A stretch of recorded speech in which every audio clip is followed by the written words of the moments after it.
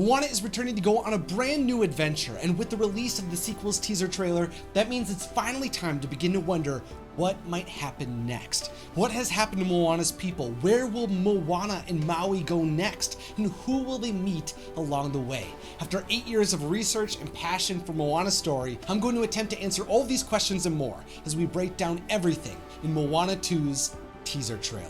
Now, the teaser begins with a hermit crab approaching a conch shell that reminds me of the one that Moana had throughout the original story. It originally lured Moana towards the sea when she was a toddler, and later on a conch shell was put at the top of the stack of chief rocks at the top of Motunui. That was how Moana showed that she had not only accepted that she would be chief and the leader of her people, but that she was also committed to exploring and loving the ocean. But now she's not just appreciating the conch shell, she's using it, presumably to call to her people. In this moment, we also saw that Moana gave a little shell to the hermit crab as an alternative to the massive conch shell, and this is something that we've seen in Moana before. When she was a little girl, she protected the little sea turtle when it was trying to get to the sea. She looked out for Heihei no matter how crazy and weird he got on their original journey. In a deleted scene, we even saw that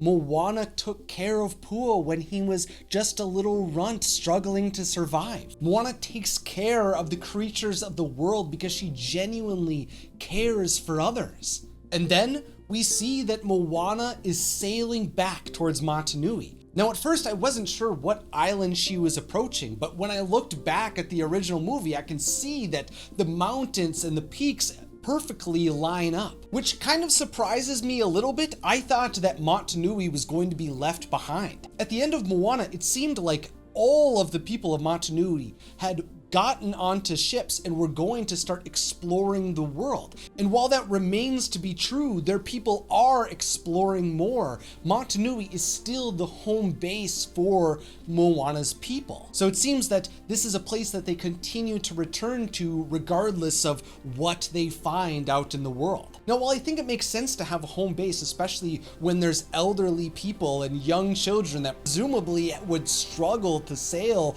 at all times, this isn't exactly what I was expecting. Having Moana place a shell on top of the layers of rocks that were stacked by former chiefs made me believe that Moana would be the last chief that grew up on Motunui. Putting something fragile like a shell on top of the structure led me to believe that there was no longer going to be a way for new chiefs to build upon the island. So I'm really curious to see, is Motunui just a temporary place to have Moana's people thrive, or is there going to be a new place that they'll be able to call home? In this teaser, we also got to see Moana's mother and father again, and what's really interesting is that they're holding a little child. And at first I thought that this was probably Moana's child. Did she have a baby? Does she have a partner? Is she going to leave them behind when she goes on this next adventure? I mean, both of Moana's parents are now graying and they look much older. So maybe they're now grandparents. But all of those thoughts were kind of thrown out once I saw the official description for the movie stating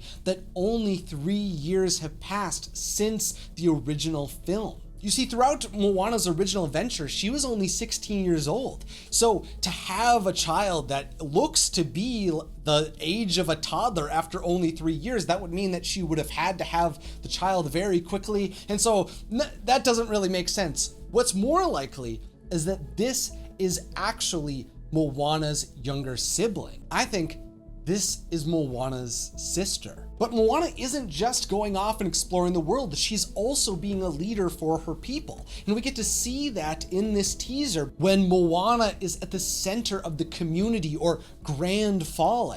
This is the large structure at the heart of the village where everyone can come together to speak their mind. Maybe in this moment she's teaching her people about what she's learned and what she's discovered. Or maybe she's becoming responsible for telling the stories of her ancestors to her people in a similar way to what her grandmother would do. I mean, we saw in the original movie that Grandma Tala visited Moana, so maybe that's something that continues to take place. So maybe she's continuing to receive new stories from the ancestors that she's visiting while she's out exploring the ocean. But what's shocking is that a lightning bolt comes out of the sky through the roof right next to Moana. You see, we're told in the description for Moana 2 that she is unexpectedly called by her wayfinding ancestors. And I think this is the sign that she receives from her ancestors. But what is this message? To attempt to find answers, she returns to the Cavern of the Wayfinders. This is the massive cavern where Moana learned the truth about her ancestors.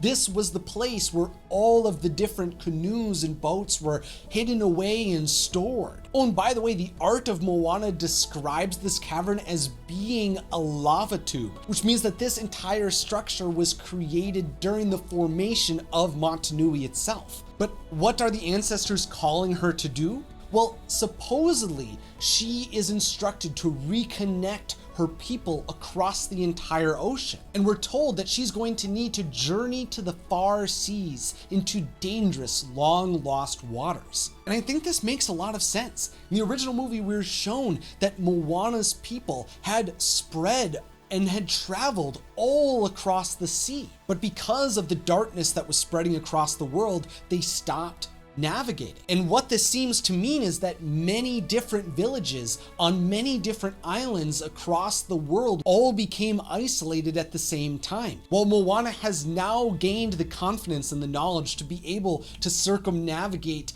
the sea, she now has to put in the work to bring all of her people together. But how do you raise the stakes from going to the realm of monsters and fighting the goddess who created life across the planet? Well, I think the true danger lies in where Moana is headed. You see, we're told in multiple deleted scenes from the original film about a dangerous place that existed far beyond the horizon. It's the edge of nowhere.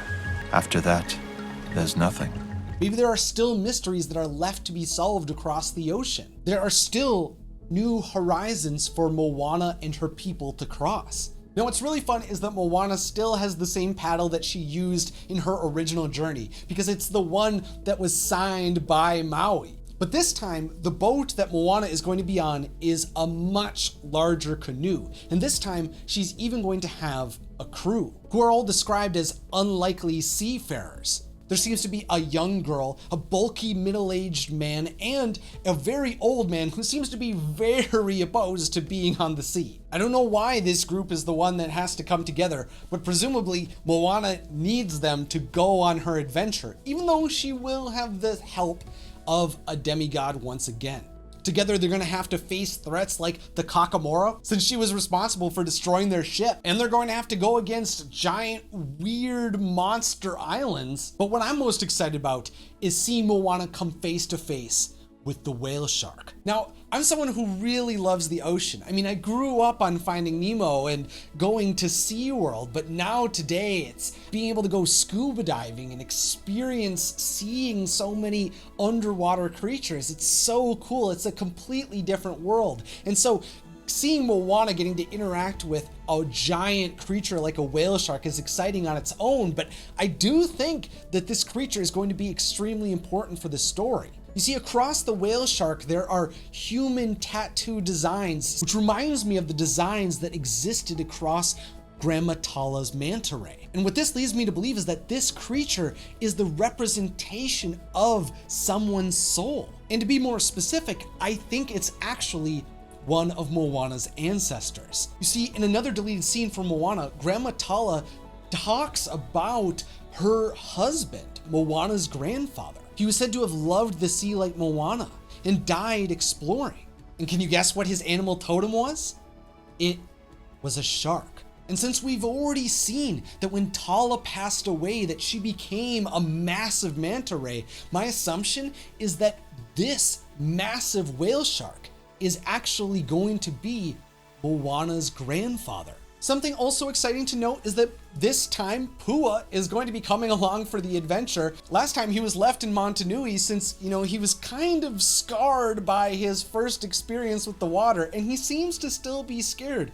That poor little pig, he was so excited to travel the first time, but now he's very hesitant to go back on the water. And what makes matters worse for him is now Maui is referring to him as Bacon, so he really can't catch a break on these adventures, but hopefully he'll be able to make it through.